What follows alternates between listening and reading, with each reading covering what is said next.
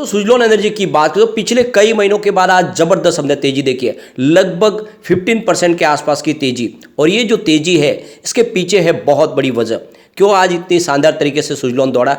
जो सबसे बड़ी बात ये निकल के आ रही है कि यहाँ पे इस एनर्जी सेक्टर की तो बात ठीक है, लेकिन विंड एनर्जी सेक्टर की अगर पूरी बात करें तो बहुत सारी संभावना बनने लगी है। और सबसे जो बड़ी बात है कि एफआई बाजार में लौट आए और आने वाले समय में सुजलॉन में फिर से तेजी का दौर शुरू हो सकता है। जो सबसे बड़ी बात है कि स्टॉक फिर से 8 के मजबूत सपोर्ट पे आ चुका है और यही सबसे बड़ा जो टेंशन था वो खत्म हुआ, क्योंकि स्टॉक जब तक 8 के ऊपर है इसके ऊपर जाने की संभावना बहुत ज़्यादा हो जाती है। जैसे ही 8 से नीचे जाता है तो वीकनेस आती है, लेकिन आज जिस तरह से इसने एक ज़बरदस्त बाउंस बैक दिया है ये काफ़ी ज़बरदस्त है और आने वाले समय यहाँ पे फिर पॉजिटिव माहौल बन सकता है। तो यहाँ पे कुछ बड़ी अपडेट है जिनको हम एक एक करके डिस्कस करेंगे। सुजलॉन एनर्जी की तरफ से एक बड़ा डिसीजन लिया गया है और इसकी जानकारी एक्सचेंज को दी गई है। क्या है वो जानकारी उसको जानेंगे और क्या इस समय इन्वेस्टमेंट कर लेना चाहिए, क्योंकि निचले लेवल से इसने एक बहुत ही शानदार बाउंस बैक दिया है। तो इन सारी बातों को समझेंगे इस वीडियो के माध्यम से। सबसे पहले अगर हम सुजलॉन के कारोबार की बात करें तो स्टॉक की शुरुआत तो नॉर्मल हुई, क्योंकि 7.05 की कल की क्लोजिंग थी, आज 7.10 पे शुरुआत हुई। इंट्राडे का 7.05 का लो भी बना, लेकिन जो हाई है वो बहुत ही शानदार है 8.10 का, यानी एक छोटे से पेनी स्टॉक में 1 रुपीज़ का मूवमेंट बहुत ज़्यादा हो जाता है। यानी जहाँ पे देख सकते हो कि 7 रुपये का स्टॉक 8 रुपये तक चला गया एक ही दिन में और बहुत ही शानदार प्रदर्शन किया इसने। अंत में क्लोजिंग 8.05 पर रही, 14.18% की ज़बरदस्त तेज़ी के साथ, और ये तेज़ी वाकई में काबिल तारीफ़ है। अब इस तेज़ी के पीछे वजह है कि एफआई फिर से बाजार में खरीदारी शुरू कर चुके हैं और इसका सिग्नल हमने कल देखा है। पूरे मार्च महीने में पहली बार अगर देखें तो अंत में कल 28 मार्च को देख सकते हो कि 1531 रुपीज़ की बड़ी खरीदारी की है एफआई ने, और ये एक बड़ा पॉजिटिव सिग्नल। और मैंने आपको बार बार बोला कि सुजलॉन में ज़्यादा से ज़्यादा जो निवेश है वो एफआई का ही है, एफआई की पहली पसंद है। और जैसे ही एफआई बाजार में लौट आए तो सुजलॉन भी दौड़ने लगा। पूरे बाजार में वॉल्यूम के मामले में आज नंबर 2 बना, तो बहुत ही शानदार वॉल्यूम हुआ है। अब वॉल्यूम में जंप भी बहुत बड़ा लगा है। तो आप पिछले 1 महीने पहले इसका 6 करोड़ का वॉल्यूम था, 2 करोड़ की डिलीवरी उठाई गई थी। 1 वीक पहले 4 करोड़ का वॉल्यूम होता, 2 करोड़ की डिलीवरी उठाई गई थी। और आप देख सकते हो कि कल 3 करोड़ का ही वॉल्यूम था और 96 लाख की ही डिलीवरी उठाई गई थी, लेकिन आज 17 करोड़ का भारी वॉल्यूम हुआ है, यानी वॉल्यूम में कई गुना उछाल देखने को मिला है।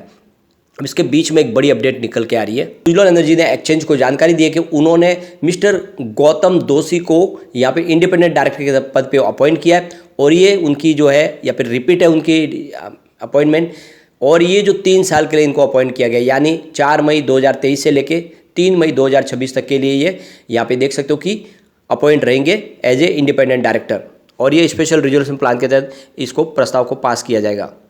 अब यहाँ पे शेयर होल्डर की इसकी रजामंदी लेने के बाद ये अपॉइंटमेंट फाइनल हो जाएगी।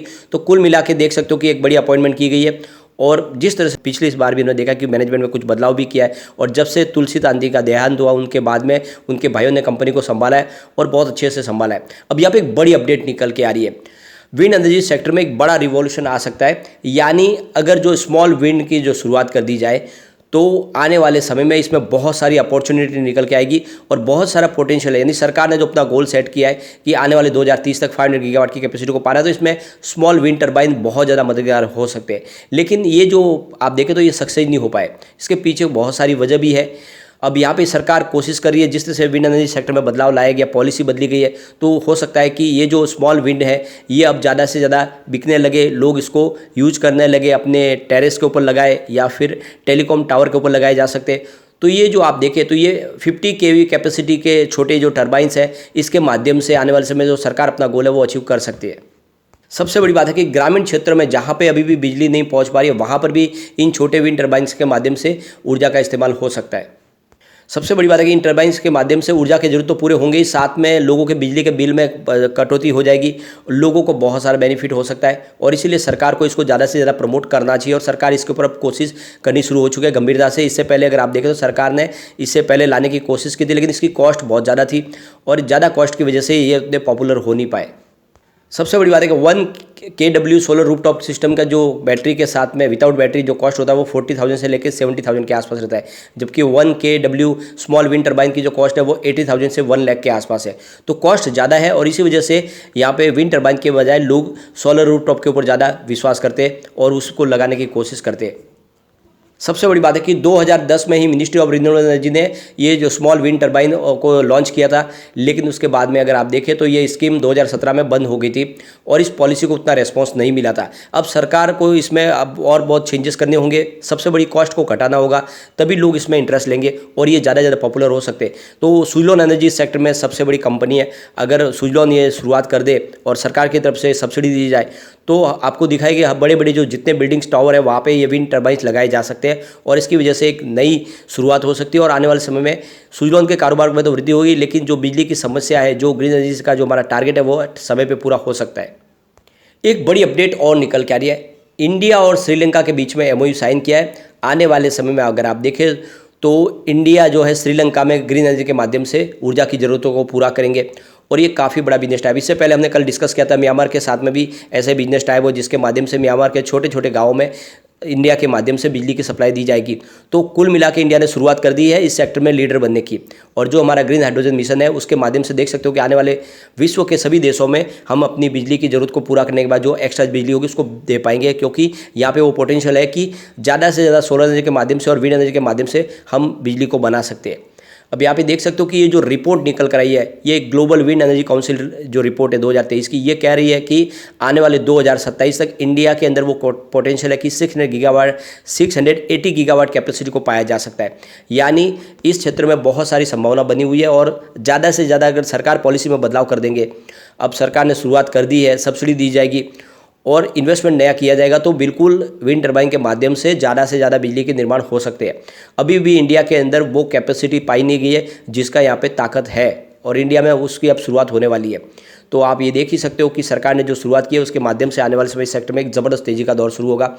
ऐसे में सुजलॉन एनर्जी जो इस सेक्टर की लीडर कंपनी है, यह बहुत कुछ करता हुआ दिखाई देगी और आपका जो निवेश है वो कई गुना बढ़ सकता है। और आज आपने एग्जाम्पल देखा है, बहुत ज़बरदस्त गिरावट के बाद एक ही दिन में इसने ज़बरदस्त बाउंस बैक दे दिया। जो गिरावट थी सारी खत्म हुई, स्टॉक फिर से अपने मजबूत सपोर्ट पर आ गया 8 रुपीज़ के। तो यहाँ पे देखते हो सरकार अपनी नेट जीरो कार्बन पॉलिसी के तहत ग्रीन एनर्जी को प्रमोट कर रहे हैं और इसके लिए ग्रीन हाइड्रोजन मिशन भी जो लॉन्च किया गया उसके लिए 19,700 करोड़ की रकम सैंक्शन की है। और आप देख सकते हो इसकी वजह से आने वाले समय में जल्द से जल्द ग्रीन हाइड्रोजन का निर्माण शुरू हो सकता है और ग्रीन हाइड्रोजन के निर्माण में सुजलॉन एनर्जी का प्रमुख रोल होगा, क्योंकि विंड एनर्जी के माध्यम से और सोलर एनर्जी के माध्यम से ही ग्रीन हाइड्रोजन का निर्माण होगा। तो ये एक बड़ा काम है और आप सरकार देख सकते हो इस मामले में कमर कस चुकी है और इसीलिए यहाँ पे ज़्यादा से ज़्यादा इन्वेस्टमेंट लाने की कोशिश भी की जा रही है, पॉलिसी में बदलाव किए जा रहे हैं, सब्सिडी दी जा रही है। तो ये सारी जो बातें ये साबित करते हैं कि आने वाले समय में एक ज़बरदस्त तेज़ी का दौर शुरू हो सकता है। और सबसे जो बड़ी बात है कि आज सुजलॉन एनर्जी के अंदर जम के खरीदारी की गई है और जो भी बड़ी डील है वो सारी की सारी खरीदारी की है।